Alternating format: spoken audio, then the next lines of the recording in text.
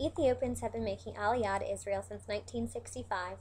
They were not guaranteed to succeed, but persisted anyway. This perseverance has gotten them safely to the Holy Lands. Upon arrival, it was not what they expected at all. This was not the Holy Lands they pictured, but a modern, thriving society. Getting settled in proved to be a very difficult experience. Now, most families have been in the country nearly 30 years. That means a first generation of Ethiopians are being born in Israel. Improvements have been made and their situation is growing stronger within the community. However, a large downfall that affects not only the Ethiopians but also the society at large is in their education system.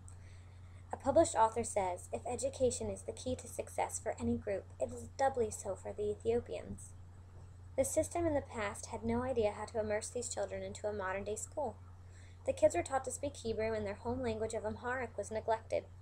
Not only that, but their culture was completely diminished in the school systems. They had no sense of multiculturalism. These children were neglected and often fell between the cracks.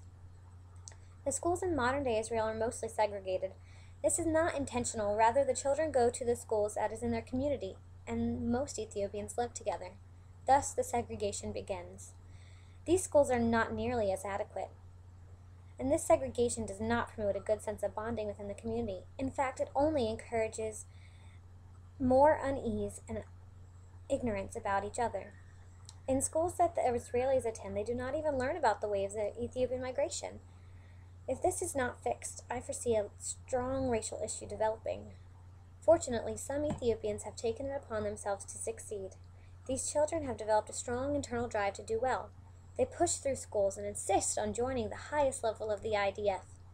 This is good, but it has major downfalls. It means they are completely immersing themselves into the Israeli culture and forgetting about where they came from in Ethiopia.